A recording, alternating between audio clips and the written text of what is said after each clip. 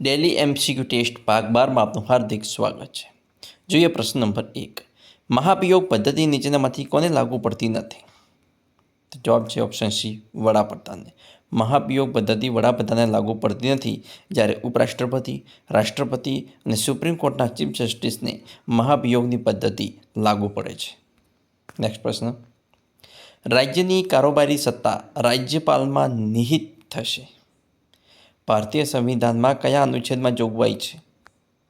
તો જવાબ છે ઓપ્શન સી, અનુચ્છેદ 154માં જોગવાઈ છે કે રાજ્યની કારોબારી સત્તા રાજ્યપાલમાં નિહિત થશે. જોઈએ નેક્સ્ટ પ્રશ્ન. રાજ્યની વહીવટી સત્તાઓ કોના નિહિતમાં થયેલી છે? તો જવાબ છે મંત્રીમંડળના. રાજ્યની વહીવટી સત્તાઓ મંત્રીમંડળના નિહિતમાં થયેલી છે. નેક્સ્ટ. રાજ્યના મંત્રીમંડળના હોદ્દાના શપથ કોણ લેવડાવે છે? તો જવાબ છે ઓપ્શન ડી, રાજ્યપાલ. રાજ્યના મંત્રીમંડળના હોદ્દાના શપથ રાજ્યપાલ લેવડાવે છે. નેક્સ્ટ પ્રશ્ન.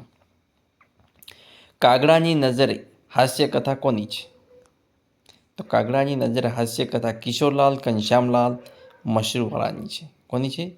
કિશોરલાલ ઘનશ્યામલાલ મશરૂવાળાની છે કાગડાની નજરે હાસ્યકથા. નેક્સ્ટ પ્રશ્ન. ઈસુનું બલિદાન કૃતિ કોણે લખેલ છે? ઈસુનું બલિદાન કૃતિ કોણે લખેલ છે? જવાબ છે સ્વામી આનંદે. ઈસુનું બલિદાન કૃતિ સ્વામી આનંદે લખેલ છે. નેક્સ્ટ.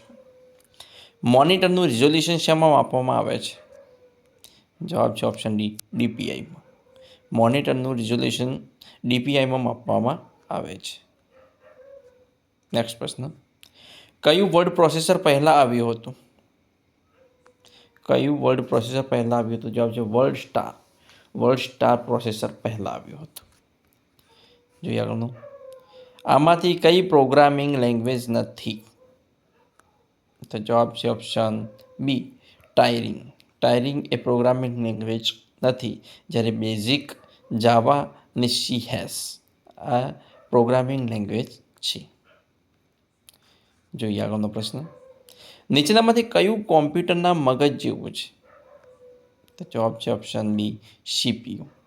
સીપીયુ એ કોમ્પ્યુટરના મગજ જેવું છે. મિત્રો, આજનો ટેસ્ટ 12 અહીં પૂરો થાય છે.